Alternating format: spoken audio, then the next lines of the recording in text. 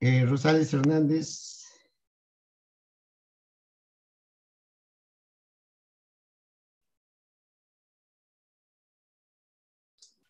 A ver.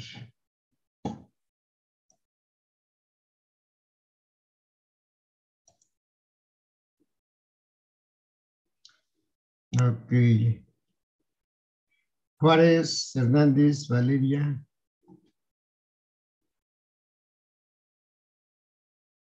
¿En qué nos quedamos, eh?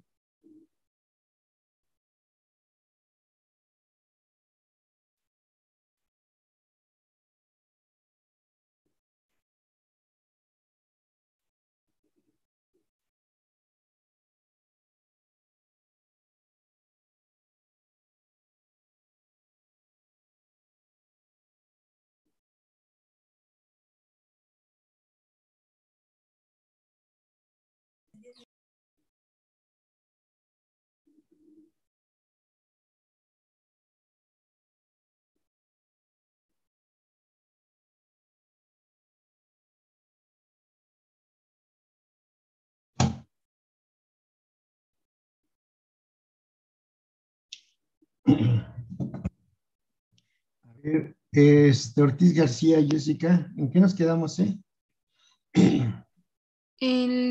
Estábamos haciendo el ejercicio de determinar sus componentes reales imaginarios de la función de z cuadrada menos z real por i por z más z. La Pero parte ya terminamos imaginaria. el ejercicio.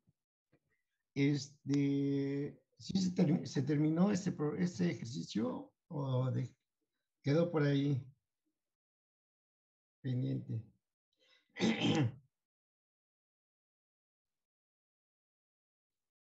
Ese sí se terminó. Se terminó, ok. Sí, profe, sí se terminó. Ok, ok. Bien, entonces vamos a pasar a otra cosa, ¿no? Ya que tenemos bien ya identificado lo que es las componentes. Y la idea es la siguiente, ¿no? De que eh, pues se dan cuenta de que las funciones complejas, así como se presentan como parte operativa, desarrollas, porque tienes que desarrollar la expresión algebraica o la relación o la función, como quieres llamarle, ¿verdad? Tienes que desarrollarla y el mismo proceso te lleva a determinar las dos componentes, ¿sí? La parte real y la parte imaginaria. Así, así como está estructurada, ¿no? Como está diseñada. Entonces, en estas últimas sesiones, ustedes se dieron cuenta que nos dimos a la tarea de hacer muchos problemas, ¿sí?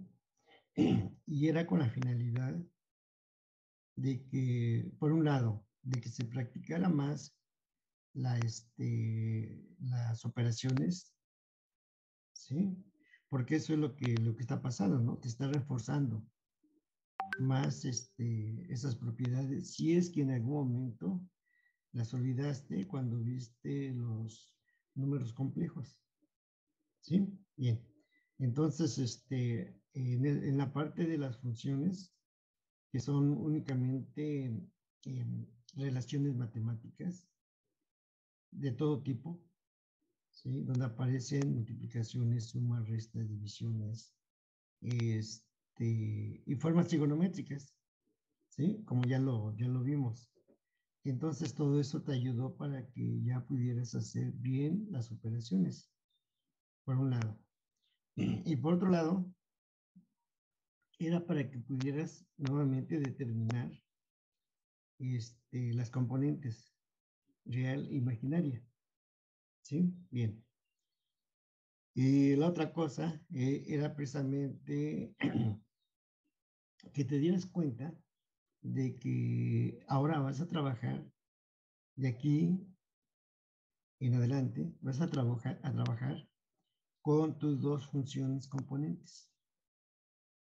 ¿Sí?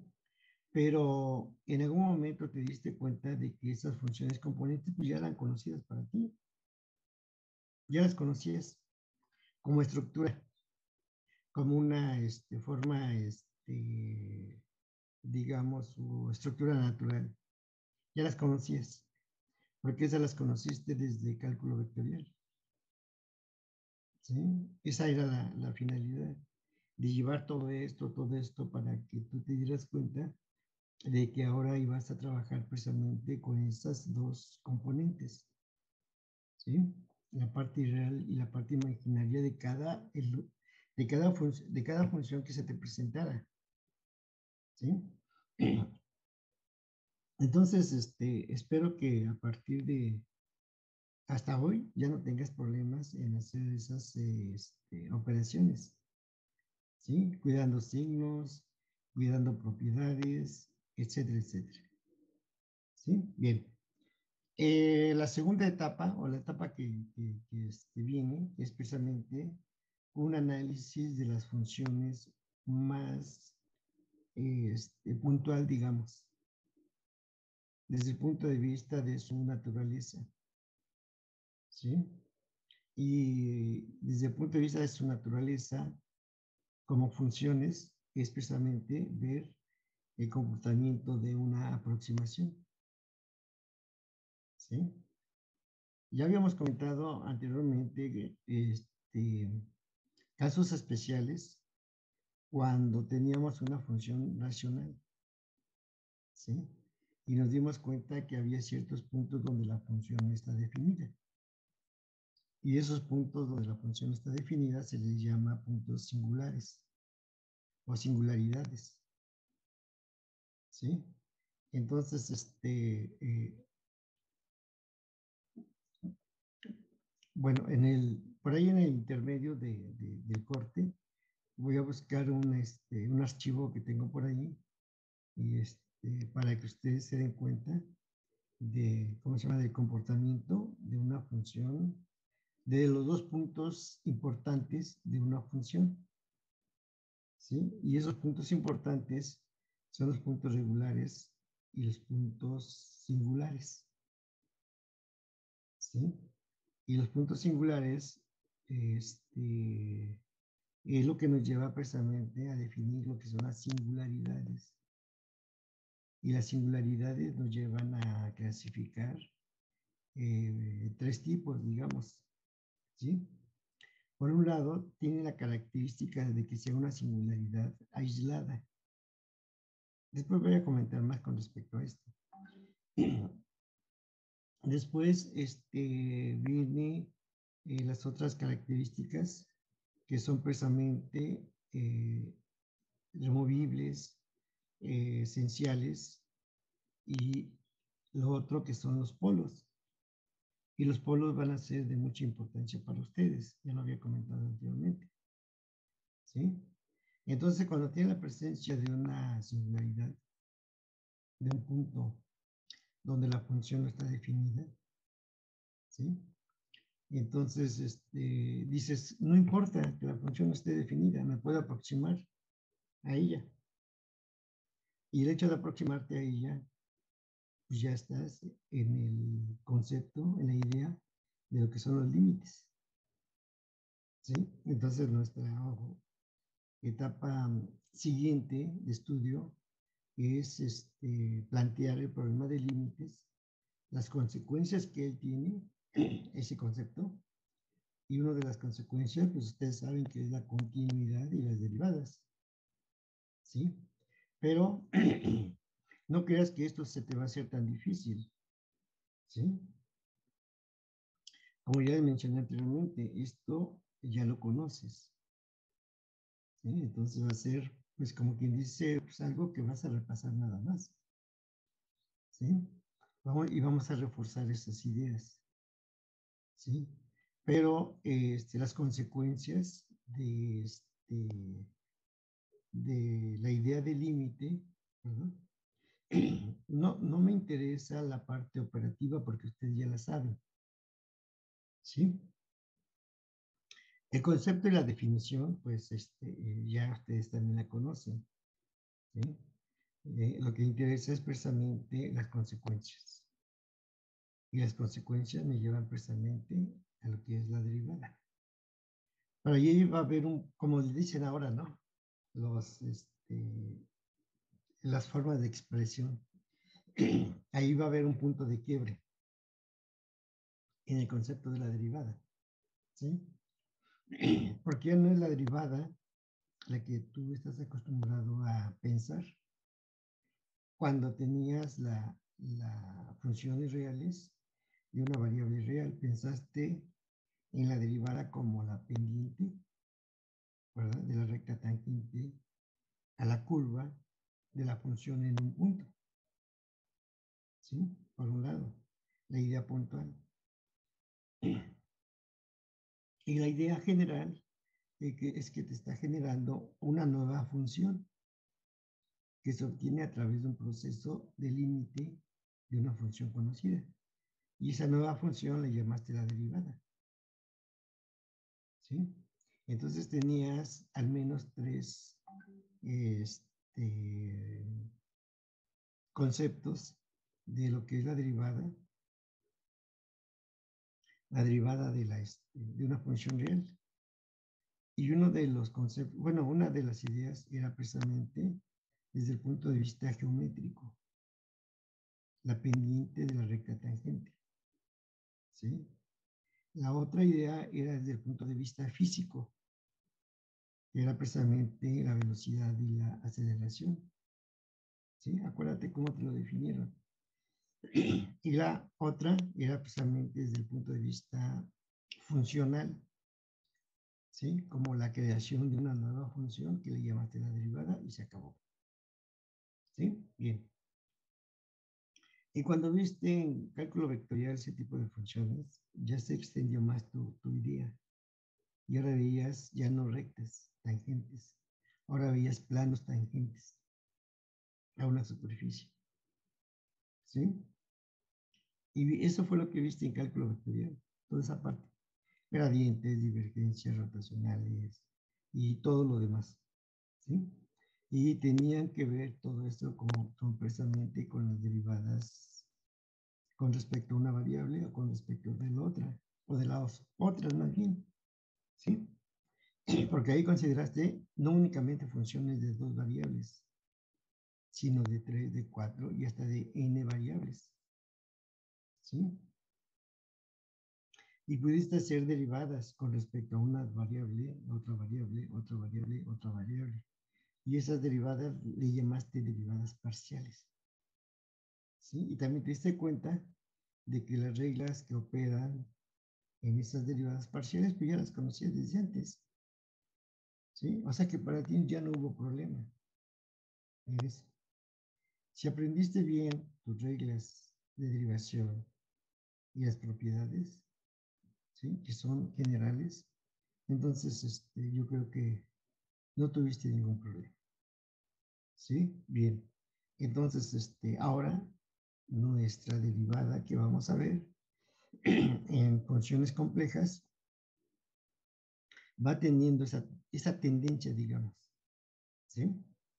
A que te vayas acordando de las derivadas que viste con respecto a tus funciones de n variables o de varias variables, ¿sí? Pero ahora me van a llevar a otra expresión más especial, digamos, y es la creación de lo que le llaman las funciones analíticas, ¿sí? Y nos vamos a dar cuenta, ¿verdad?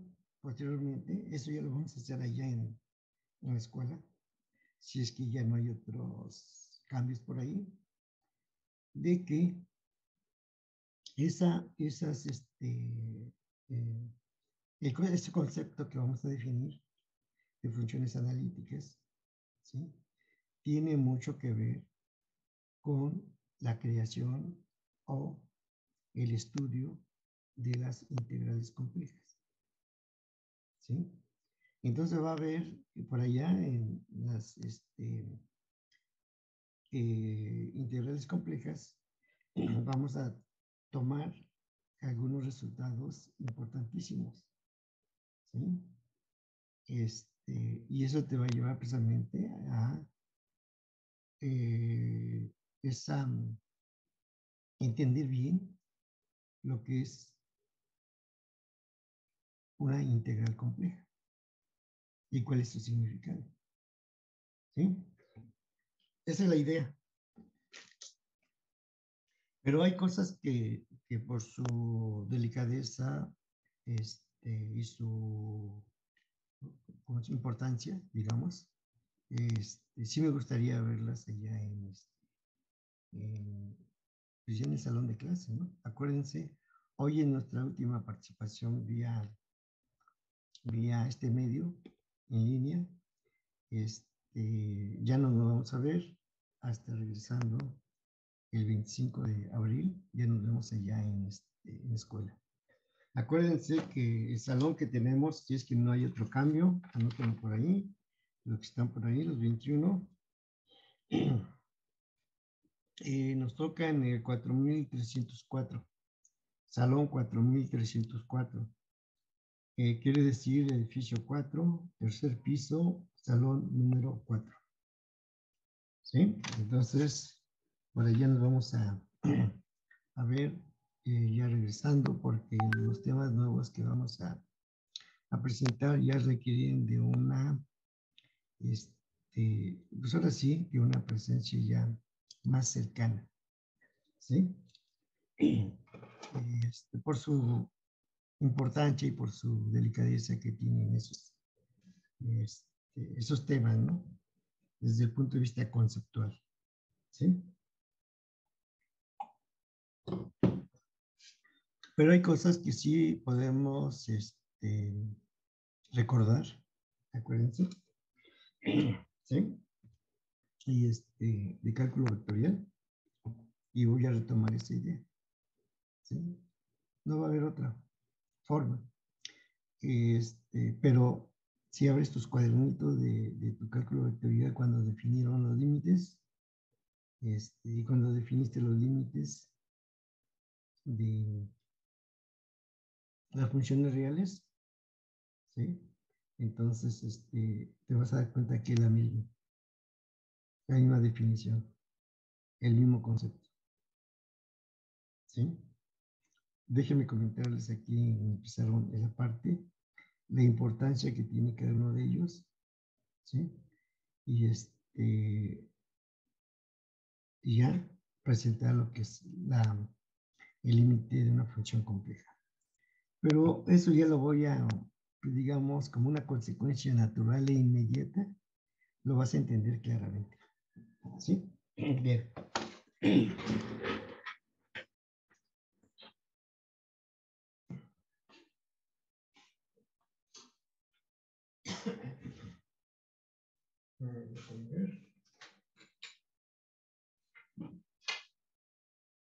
Hay que preparar el material.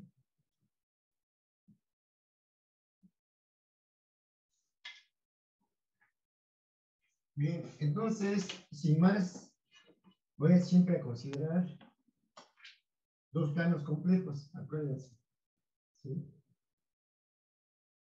El z plano complejo y el omega plano complejo. ¿Sí?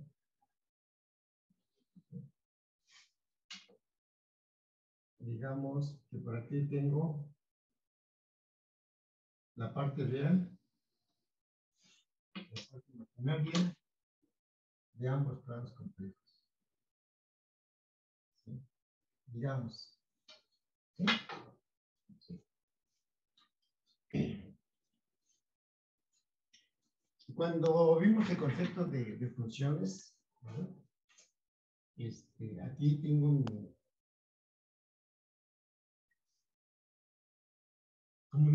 parece que mi comunicación entre los dos planos complejos. ¿Sí? Y esa comunicación es vía una función. Acuérdense. ¿Sí? Y por eso dices, hay una correspondencia. Ahora sí puedo hablar de una correspondencia entre ellas. Porque así cómo se manejó esa correspondencia. Y esa correspondencia, ¿verdad? Está representada por esta expresión F. ¿Sí? Y es el camino de cambio de aquí para acá. ¿Sí? Del Z plano complejo, aquí, de componentes, parte real y parte imaginaria, ¿verdad? A otro punto aquí, que es la imagen que llamaste W, que siempre estuvo en tu mente, ¿verdad? Saber quién es ese punto. Y ese punto no es otra cosa que la imagen, bajo esta transformación de este punto. ¿Sí? Pero por ahí todavía, si quedan alguna secuela por ahí, alguna duda por ahí, dice, ¿cómo encuentro la imagen? Pues es a través de la expresión funcional, haciendo las operaciones. ¿Sí? Lo mismo que hiciste en cálculo diferencial. ¿Sí? Y entonces encontraste esta imagen y por eso le llamaste W u omega, así dices, es la imagen de Z bajo esa transformación y lo expresaste de esta forma. Y es como lo conociste, ¿no? Pero te diste cuenta de que este W u omega tiene dos componentes, U, parte real, y V, parte imaginaria. Pero más aún, te diste cuenta que esta componente, pues la parte real, depende de dos variables X y Y, así como lo hicimos, ¿sí? Porque esa era la finalidad. Y también esta, como ven, es una función que depende de X y Y. ¿De acuerdo? Y ya las conozco. Pues, hasta estas alturas ya la conozco. Bien. Es por eso, ¿verdad? Que esta expresión W, dices, pues simplemente va a ser U de XY más la parte imaginaria, V de XY, y eso lo representaste como F de Z. Y dices, cualquiera que sea F de Z, puedo determinar sus componentes. ¿Sí? Bien. Entonces ahora tengo este punto Z. Aquí, lo voy a poner, ¿no? Sí. Muy pequeño. Sí. Ahora lo voy a ver desde un punto de vista más puntual, por así decir, ya no general. Entonces ponemos una lupa, ¿verdad? Y nos vamos aproximando más a ese punto y a ver qué es lo que sucede realmente en ese punto. ¿Sí? Es decir, la idea es que te estás aproximando a este punto para estudiarlo desde un punto o sea que desde la idea puntual. ¿Y cómo te vas a aproximar? Pues te vas a aproximar por aquí, por aquí, por aquí, por esta parte, ¿no? Todos estos puntos. Y te das cuenta de que hay un número infinito de direcciones de aproximación. Así te lo comentaron en cálculo vectorial. ¿Sí? Entonces dices, ¿qué tan cerca voy a estar de ese punto? Aunque sabes de antemano que la función puede no estar definida en ese punto exactamente. Pero nada te impide que te aproximes. ¿Sí? Y esa es la idea, desde un punto de vista más, digamos, intuitiva de lo que es el límite, como una aproximación. ¿De acuerdo? ¿Sí? Y después de tener la idea intuitiva, diste la idea formal. ¿Sí? que cuando te dieron la idea o la concepción formal, te dijeron, tienes que estar muy cerca. Y preguntaste, ¿qué tan cerca debo de estar? Pues así que tu profesora o profesor te dijo, pues muy cerca. ¿Sí? Y es cuando defines precisamente una vecindad muy pequeña. Y esa vecindad muy, muy pequeña, ¿verdad? Tiene un radio y un centro. Y el radio es muy pequeño, ¿verdad? Y a partir de ese radio muy pequeño, posteriormente se dieron lo que eran los diferenciales. ¿De acuerdo? ¿Sí? A través de los límites. ¿Sí? Bien. Entonces, ahora, imagínate que defino, me voy a aproximar aquí.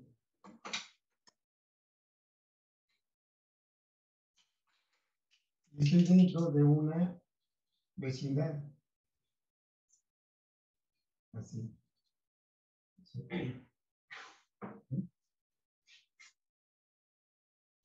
Y esa vecindad tiene un radio. ¿Sí?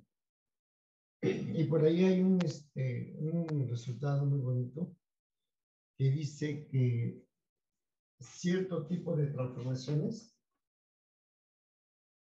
mapean conjuntos abiertos en conjuntos abiertos. ¿Sí?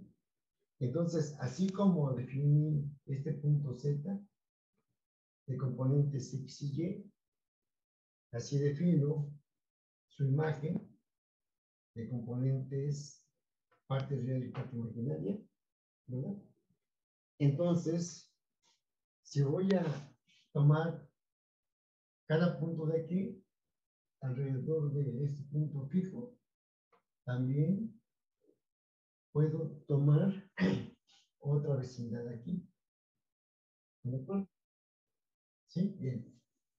Y eso es lo que me lleva precisamente a la idea de lo que es el límite. ¿Sí? Bien. Entonces, ya puedo decir lo que es el límite. ¿Vale? Vamos a estar bien. Caray. A ver, a ver. A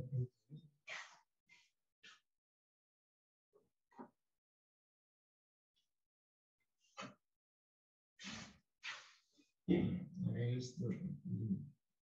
Ahora sí. ¿Sí? Entonces, el límite de las funciones complejas.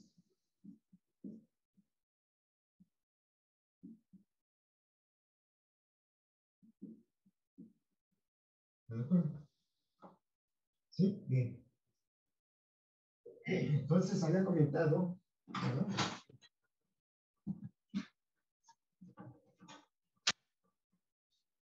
De que si esta es una vecindad centrada en un punto fijo, Z0, ¿verdad? Así le llamo, porque tiene punto de aproximación. Así también voy a tener una vecindad aquí, por ejemplo. Y aquí lo voy a poner, ¿sí? Más grande o más pequeña, no sé, dependiendo, ¿sí? Dependiendo de los valores de mi función. ¿Sí? Bien.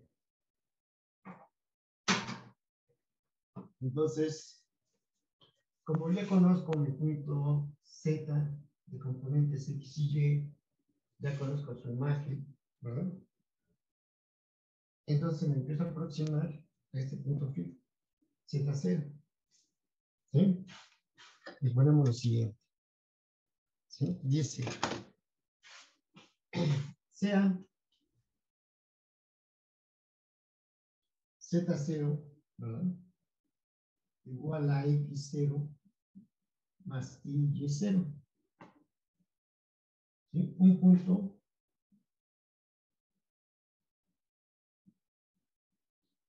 punto fijo. ¿Sí? Entre paréntesis le ponemos el cual, ¿sí?, puede existir o no para la función, obviamente. El cual puede existir o no para la función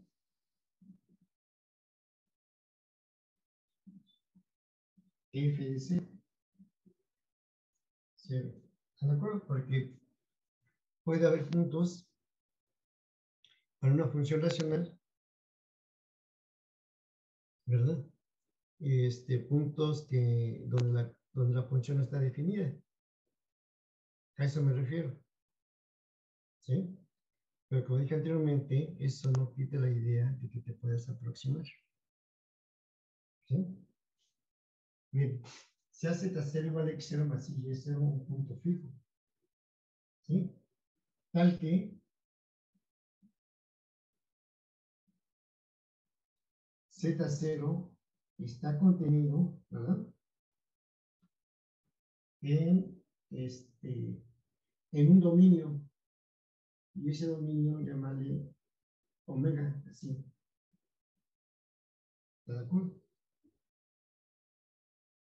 Es un conjunto abierto. ¿Sí? Abierto y conexo. Acuérdate cuando definimos los conjuntos abiertos y conexos. ¿Sí?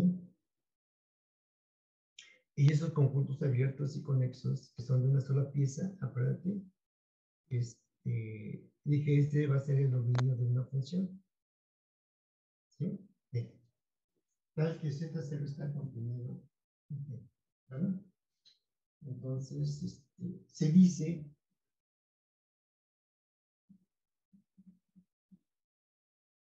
que otro punto, llámale W0, omega 0, ¿verdad?, es el límite de la función de f de z cuando z tiende a z0. ¿Estás de acuerdo? ¿Sí? Entonces, voy a quitar esta parte aquí. Ya sabemos cómo. Lo vamos a aproximar, ¿verdad? Y aquí en el centro tengo precisamente a z0. ¿Sí? ¿Sí? Y dice cuando z tiende a z0, y z lo voy a poner aquí. ¿Sí? Y se va a aproximar a este punto. ¿Sí?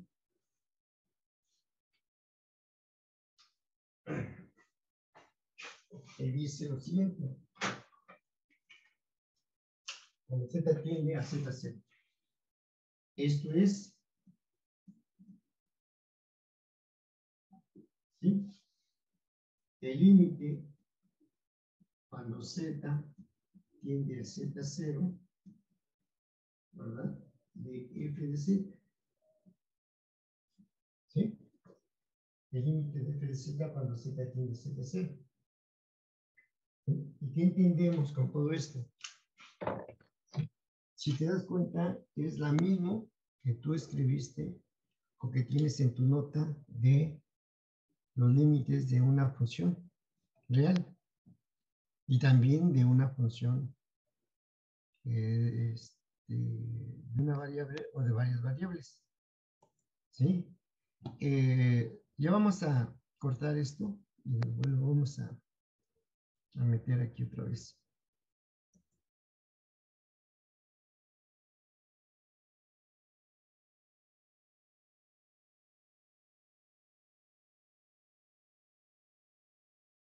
primera foto. Lo voy a hacer en más grande, ¿sí? Para que se vaya entendiendo, ¿no?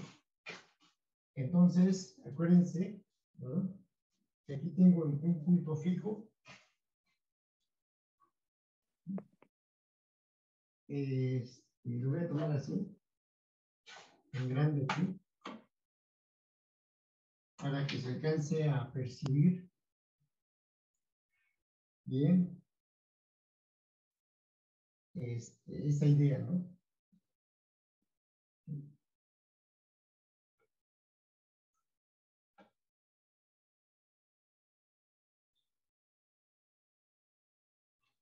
Y aquí también la otra. ¿Sí?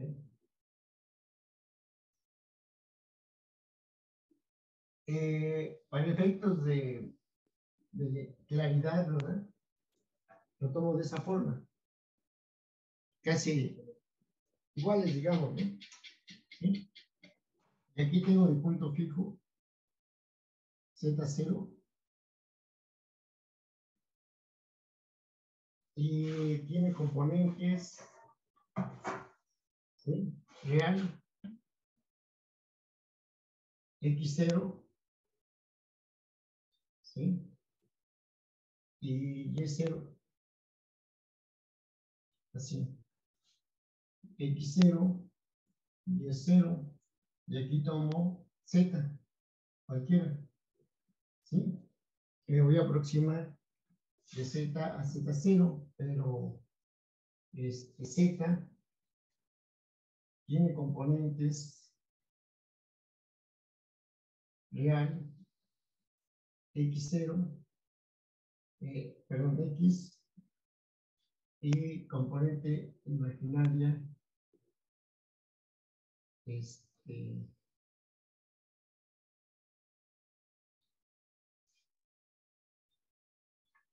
y Y, ¿sí? Así. Y se va a aproximar en esta dirección, así, por ejemplo. ¿Sí? Bien.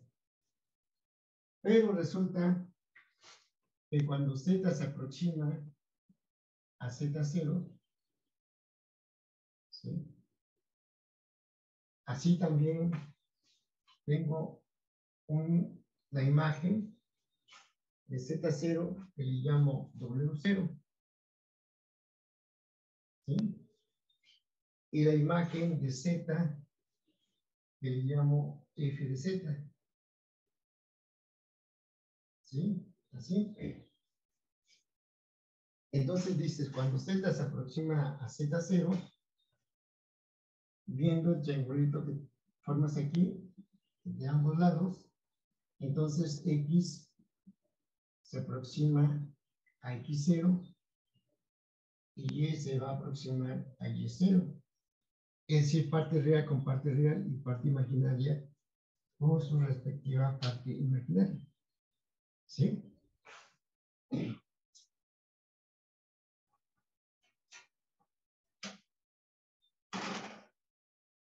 Entonces tienes esta forma y aquí también.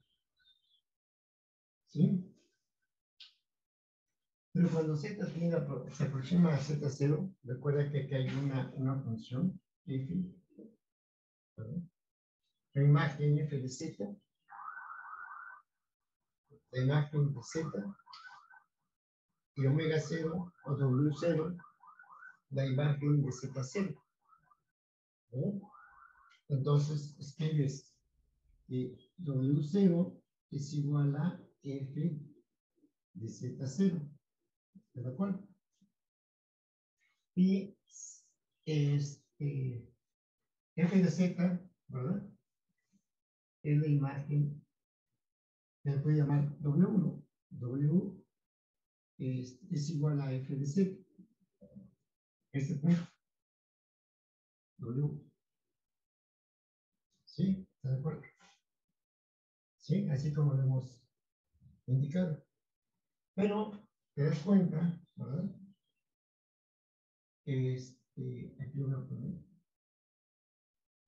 W igual a f de z. Cuando z se aproxima a z0, así W se va a aproximar a omega 0 o W0. ¿Sí? En esta dirección. ¿Sí? O cualquier otra que tengas, ¿no? Cualquier otra dirección. Recuerda que aquí ya tienes un número infinito de direcciones de aproximación. ¿Sí? Bien. Entonces, el hecho de que digas que omega 0, el límite cuando z se aproxima a z0 de f de z es igual a W0. ¿De acuerdo? Dice, cuando z se aproxima a z0 de f de z es igual a W0. Eso que tienes aquí. Pero te das cuenta que W0 tiene una componente real por su índice 0, ¿verdad? Y ya sabes que dependen de X0 y Y0.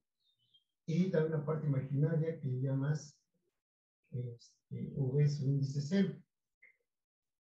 Así también este punto que está aquí, que le llamas W, tiene una componente real que le llamas U y una componente imaginaria que le llamas V.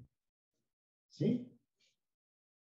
Entonces dices que W0 es igual a U0 más IV0 y que W es igual a U más IV.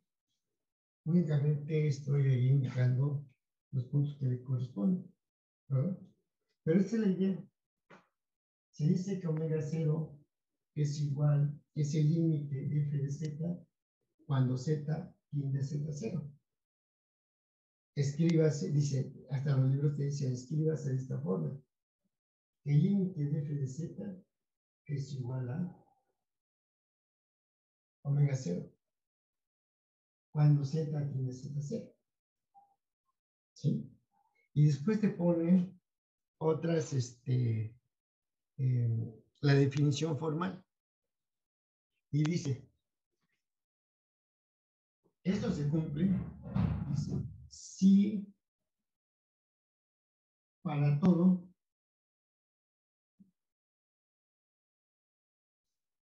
epsilon y delta, ¿sí? Si para todo epsilon y delta, ¿verdad? Aproximadamente 0, ¿sí? Es la idea formal del límite a través de epsilon y delta, ¿sí? Si para todo epsilon y delta aproximadamente 0, más no 0, así te dice, ¿sí? Se tiene que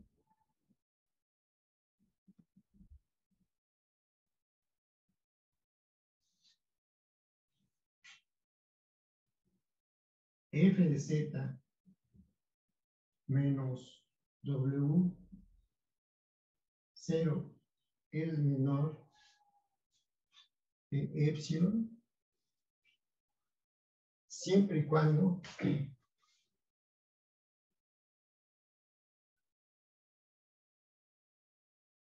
el valor absoluto de z hacia z0 sea menor que delta, pero mayor que 0. ¿Por qué? Porque como dije anteriormente, la función no necesariamente está definida en z0, porque z0 puede ser un punto singular, un punto donde la función no existe, pero recuerden que nos estamos viendo todo esto a través de aproximaciones.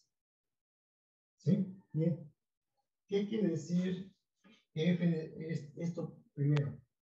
El valor absoluto de f de z menos w0 es menor que epsilon.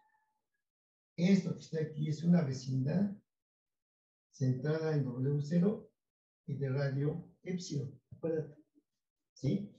Entonces, este es el radio de esa vecindad, pero ese menor indica, ¿verdad?, que no estoy tomando en cuenta la frontera, ¿sí? Porque es un conjunto abierto, observen, ¿sí?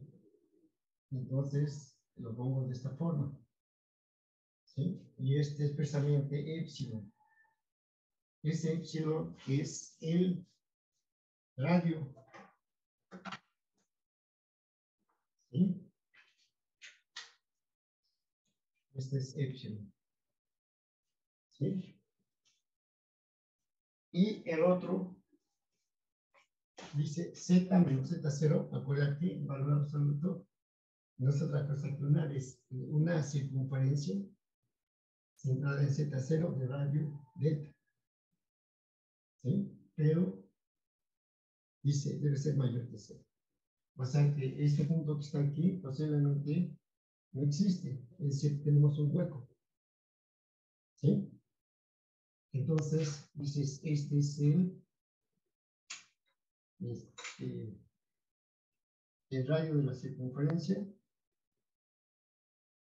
y le estoy llamando delta, ¿sí? Y también tienes una vecindad a una circunferencia que le estás quitando la frontera, ¿sí? Esto ya no debe ser problema para ti porque ya estudiamos mucho los conjuntos de puntos en el plano complejo. Ya tienes mucha idea de lo que es la representación geométrica, digamos, de los conjuntos de puntos. O sea, eso ya lo conocen, ¿no? ¿Sí? Deja mandarte esta imagen, esperando que se vea bien. Así, a ver, creo que sí. Cualquier duda que tengan, me dice, por favor. ¿Sí? Dejen checar cómo va la foto. Estoy tomando con mucha calma, para que ustedes le entiendan bien. Si para todo epsilon, a ver, ahí va. ¿Sí?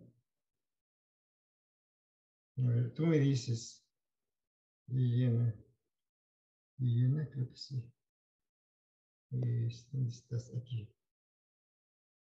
Me dices antes de borrar cómo se ve. Si tomo otra.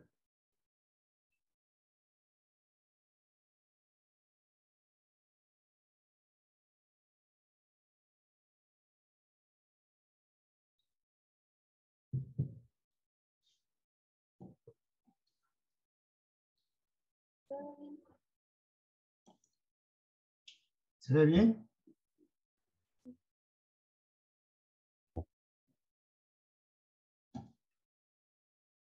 No escucho. ¿Puedes escribir?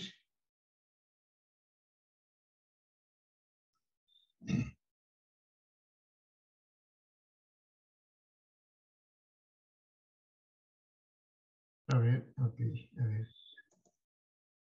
Ok, continuamos entonces.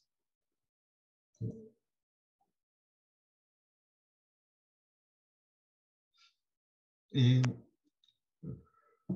Está bien que hagan así, que cuando no pueden hablar porque están en alguna otra cosa haciendo, ¿verdad?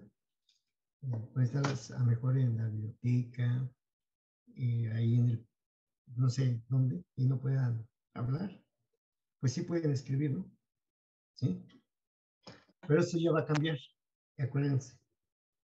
Y regresando, va a ser completamente diferente a todo esto.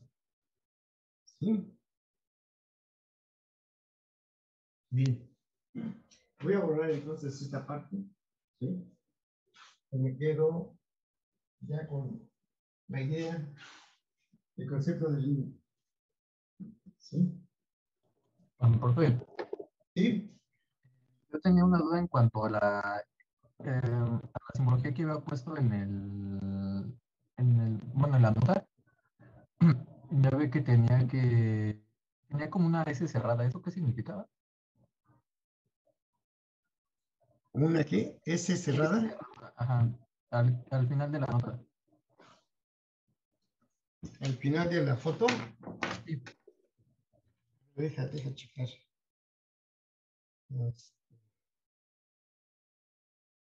Ok. Sí. Cuando viste los límites, acuérdense, cuando vieron los límites, lo vieron a través de dos ideas, ¿no? La idea de como una aproximación, y dijeron, esta es la idea intuitiva. Y después les dieron la idea o la definición formal. Y dices, esa definición formal es a través de cómo la presentó Cauchy, creo, o Ballestas, no recuerdo bien, a través de esta aquí y esta. ¿Sí? Son dos letras griegas. Y no cambio las letras porque así aparecen en sus libros. Y si tú vas a ver la definición en tu libro, siempre van a aparecer en cualquier tipo de libro, ¿sí? Con respecto al cálculo diferencial, van a aparecer esos dos signos o letras, pues. Son letras griegas. Y esto es epsilon. Y esta se le llama delta. Delta minúscula, ¿no? Porque después tienes otra, que es esta. ¿Sí? Cuando viste estas, le llamaste incrementos de X con respecto de X, y incrementos con respecto de Y. Y también se le llama delta mayúscula. ¿Sí? Entonces, esto se llama la delta. Pues precisamente también tu profesor de transformadas, me imagino que ya te definió la delta de Dirac. ¿Sí? O en física, ¿verdad? Dices la delta de Dirac o la delta de Kronecker en cálculo tensorial, ¿sí? Se define de esta forma, ¿no? Como delta de X, por ejemplo, o delta de T, ya como una función, y se va a hacer igual a que a algo así como infinito cuando t es igual a, no, es infinito cuando t vale 0, exactamente, y 0 cuando t es diferente cuando t es diferente de 0. ¿Sí? Así te lo definieron. Esa es la función delta de Dirac. ¿Sí? En la ecuación de onda, ¿no? Por ejemplo. ¿Sí?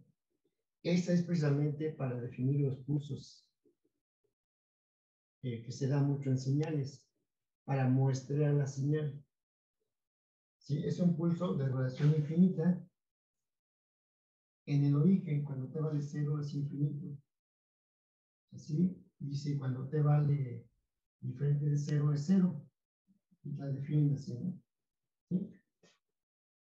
Pero ese es el trabajo. Y tiene una definición a partir de una integral. ¿De acuerdo? Así te la definió tu profesor de transformadas o de física en la ecuación de onda. ¿Sí? Bien. Es la misma. ¿Sí? Pero aquí en cálculo diferencial, variable compleja, con respecto al límite, es una constante infinitamente pequeña. ¿Sí? Por eso dice es casi 0, pero no es 0. Cuando se definió cuando se dio esa definición de límite a través de ese concepto, digamos, sacaron muchos no estaban de acuerdo con esa idea, ¿verdad? Y por ahí un matemático de Inglaterra, ¿sí? Y le llamó, dice, ¿cómo es posible que es casi cero, pero no es cero? Y que en algún momento desaparece. Y eso le llamó los fantasmas de los diferenciales. ¿Sí? Y a partir precisamente de ahí se definió precisamente lo que eran los infinitamente pequeños, los infinitamente grandes, y esos elementos que tú después consideraste como los diferenciales. ¿Sí? Dice, son casi cero, pero no es cero, pero en algún momento desaparece. Él llamó, creo que era un, no recuerdo ahorita el nombre, después el paso. Y bueno, entonces ya está claro esta parte. Y dice lo siguiente, ¿sí? Dice, el límite de f de z, cuando z se aproxima a z0, es igual a w0, o f de z0. Y empezamos a desarrollar. Y dices, pues el límite, cuando z tiende a z0, pero z tiene componentes x, y, que se aproximan a z0, y z0 tiene componentes x0, y0 de f de z, pero tienes f de z. Pues f de z tiene componentes u de xy más i v de xy, y esto es igual a ¿qué? W0. ¿Qué es W0? Pues simplemente dices U0 más I V0. ¿Sí? Pero, acuérdate, las propiedades del límite te decían, el límite de una suma es la suma de los límites. Y el límite de una constante por una función es la constante por el límite de una función. ¿Sí? Y aquí te las pongo. Acuérdate. Propiedades, ¿no? Aquí le ponemos. El límite de f más g es igual al límite de f más el límite de g. Es decir, el límite de una suma es la suma de los límites. Propiedades. Después, el límite de una constante por una función es igual a la constante por el límite de una función. Y viste más propiedades de la potencia y todas ellas, ¿no? ¿Sí? Bien. Todo esto que viste en cálculo diferencial primer semestre y lo reforzaste en cálculo vectorial, lo vamos a aplicar aquí, ¿no? Y dices, para la suma, el límite de una suma es la suma de los límites. Entonces, esto lo puedes ver de esta forma. Esto implica que el límite, pero cuando z tiende a z0, así x tiende a x0 y y tiende a y0. Claro, ¿no? El límite cuando x tiende a x0 y y tiende a y0. ¿De qué? De u de xy más i, es una constante compleja, imaginaria, ¿de acuerdo? Aplico esta propiedad y dices i por el límite cuando x tiende a x0 y y tiende a y0 de v de xy, y esto es igual aquí a u0 más i v0. ¿De acuerdo? ¿Sí? Únicamente tu función la está representando componentes real y parte imaginaria, z que se aproxima a z0. Aquí, como puedes ver en la figura, cuando z se aproxima a z0, x tiende a x0 y y se está aproximando a y0. ¿Sí? Es decir, la parte real y la parte imaginaria en la parte imaginaria. Entonces, lo único que está haciendo es aplicar las propiedades de aquí, las que vimos en cálculo, las que viste, pues, en cálculo vectorial, en cálculo diferencial. ¿Sí? Y dices, bueno, tengo una expresión, fíjate, compleja, la parte real, la parte izquierda y la parte derecha. En la parte izquierda tengo parte real y parte imaginaria. En la parte derecha, parte real y parte imaginaria. Y tú sabes que esto se cumple siempre que iguales, parte real con parte imaginaria. Parte real con parte imaginaria. ¿Sí? Entonces dice, esto se cumple sí y solo sí. ¿Sí? Dices, esto se cumple sí y solo sí. Dices, lo voy a poner aquí abajo, y el otro declaro que el límite cuando x tiende a x0 y y tiende a y0 de la parte real u de y es igual a u0. Y el límite cuando x tiende a x0 y y tiende a y0 de v de xy es igual a v sub índice 0. ¿Sí? Entonces, te mando la foto, ¿sí? Y te voy explicando.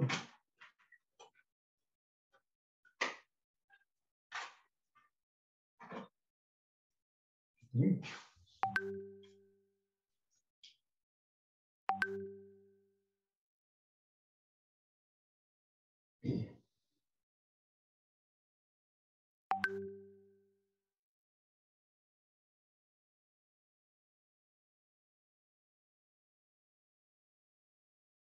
Bien. Voy a checar. Sí, está bien. Te la envío. Bien.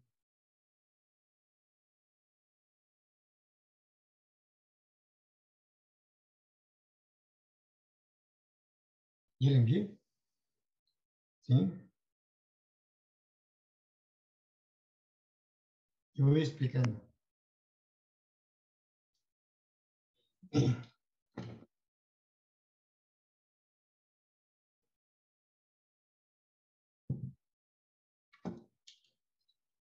Bien. Entonces, acuérdense de que esa es la idea formal a través de lo que le llaman los epsilon y delta, ¿sí? De la concepción o de la idea o de la definición del límite, ¿sí? Y a través de los epsilon y delta se dice que existen vecindades de radio delta y de radio epsilon, de tal forma que cuando los dos puntos, el punto fijo Z0 y Z estén dentro de esta circunferencia, porque eso es lo que quiere decir el valor absoluto, ¿verdad? Dice, cuando z se aproxima a z0, así sus imágenes f de z se van a aproximar a omega 0. Escríbase de esta forma. El límite de f de z cuando z tiende a z0 es w0. ¿Y qué dice? Si para todo epsilon y delta muy pequeños, casi cero, más no cero, dice, existen vecindades de tal forma que los puntos fijos y el punto variable, cuando se van a aproximar dentro de esa vecindad, así también sus imágenes se van a aproximar a ese punto fijo, ¿sí? Dentro de una vecindad centrada en W0, ¿sí? Entonces, la idea formal, ¿verdad? O conceptual, es encontrar esos valores de epsilon y delta, ¿sí? Y la otra definición, bueno, más bien, el desarrollo de ese concepto de límite me dice lo siguiente, dice, el límite de f de z cuando z tiende a z0 es igual a w0, si pasa lo siguiente, f de z tiene parte real y parte imaginaria, y eso es igual a w0 más i v0, ¿verdad? Es este que está aquí. Bien. Pero sabes que el límite, las operaciones de límite y las propiedades dicen que el límite es una suma, porque esto es la suma de funciones reales, de variable real, va a ser la suma de los límites. Y desarrollas, ¿y a qué conclusión llegas? A que el límite de una función compleja lo puedes ver a través del límite de la parte real y el límite de la parte imaginaria. Esa era la idea central, digamos, de que cuando tú estudias tu función, lo primero que vas a hacer es identificar la parte real y la parte imaginaria. ¿Por qué? Porque todo lo que viene después va a depender precisamente del comportamiento de la parte real y la parte imaginaria. El concepto de límite de una función compleja, entonces, se va hasta lo que tú ya conoces del límite de funciones de varias variables. En este caso, de dos variables únicamente. ¿Sí? Pero viene lo otro. Como estás dentro de una circunferencia, dices, ¿cuántas formas existe para aproximarme a Z0? Y dices, pues hay una infinidad de direcciones. Por este lado, por arriba, por abajo, inclinados, todo eso. Y ahí tienes un número infinito, ¿no? Entonces, lo más usual, como te enseñaron en cálculo vectorial, es aproximarte por el eje real o por el eje imaginario. ¿Sí? Ahora, esa es la parte operativa. ¿Sí? Lo otro, ¿cuál es? Saber bien esa definición o ese concepto que te decía, si el límite existe, entonces es único. ¿Sí? Y era precisamente lo que le llamaron después el teorema de existencia y unicidad. Y también lo viste en cálculo diferencial. dices, si el límite existe, es único. Y viste, en cálculo diferencial, únicamente el límite por la derecha y el límite por la izquierda. Y eso te llevó a los límites laterales. Y dices, cuando los límites laterales coinciden por la derecha y por la izquierda, entonces el límite es único y por lo tanto existe el límite de la función. De la misma forma también aquí tenemos eso. Si el límite por la parte real y el límite por la parte imaginaria son iguales, entonces el límite existe.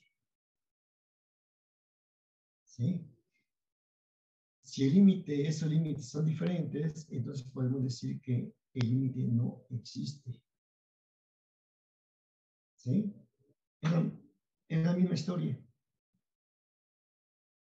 ¿Sí? Bien, eso lo voy a poner aquí. Lo voy a escribir. A ver, me quedan, son 11:23. A ver, vamos a cerrarle para que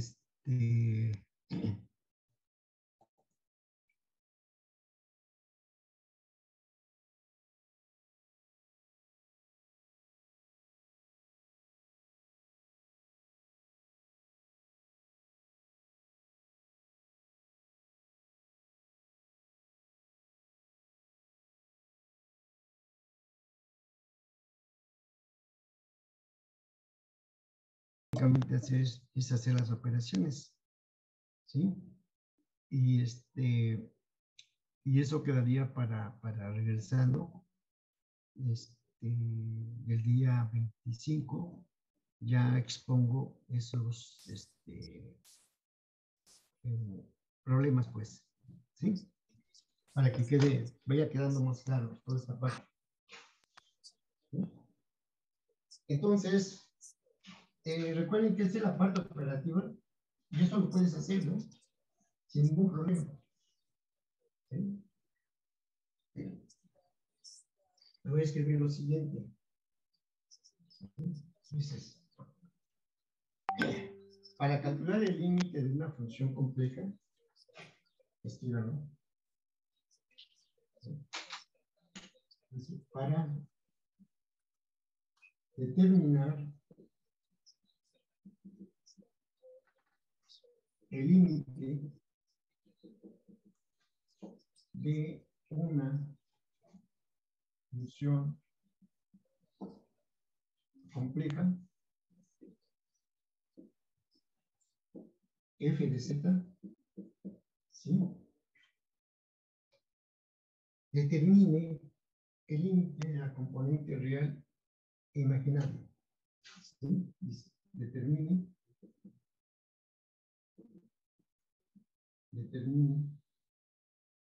el límite de sus componentes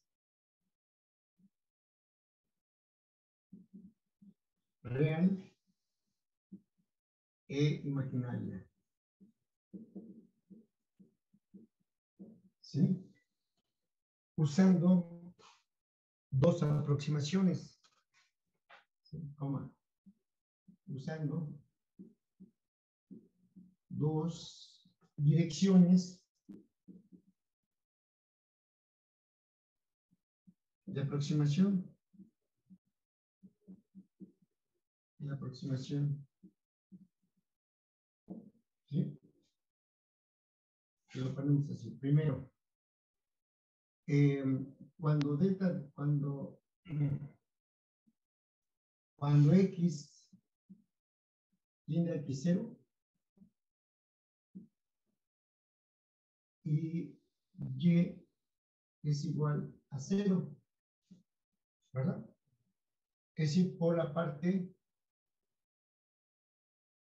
real, ¿sí? Por la parte real.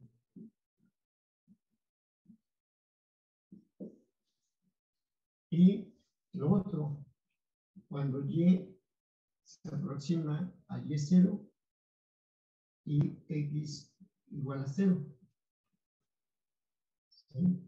Es decir, te vas a aproximar a un punto, ¿verdad? Z0, únicamente por la parte real, ¿sí? O por la parte imaginaria, únicamente. Y lo que tengo aquí, cuando x tiende a x0, por la parte real, o cuando y tiende a x0, y esto por la parte imaginaria. ¿Sí? Igual que como te lo enseñaron en el cálculo vectorial, ¿no? ¿Sí?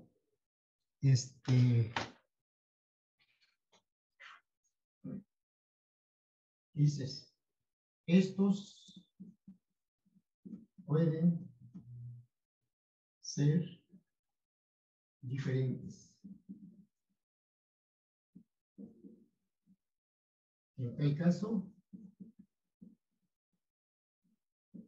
el límite no existe. Y aquí le dejamos, porque ya son 11:30. Dejen tomar foto de asistencia. A ver, todos, foto de asistencia. Yo te les mando esta foto de pizarrón. Ya para cerrar esto. Y y nos vamos entonces. A ver, todos. Con esto cerramos esta primera parte. Con esta foto de asistencia. Espero que regresando estén todos. ¿Sí?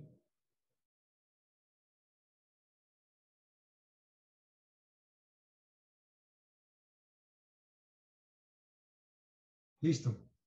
Bien, entonces, ahorita les mando foto de pizarrón. Y nos vemos allí en la escuela. ¿Sale? Sí, profe. Vale, pues, nos Luego. vemos. Hola, Hasta luego. profe. Profe. Hasta luego. Cuídense y allá nos vemos. Hasta luego, Profe, profe. gracias. Hasta luego.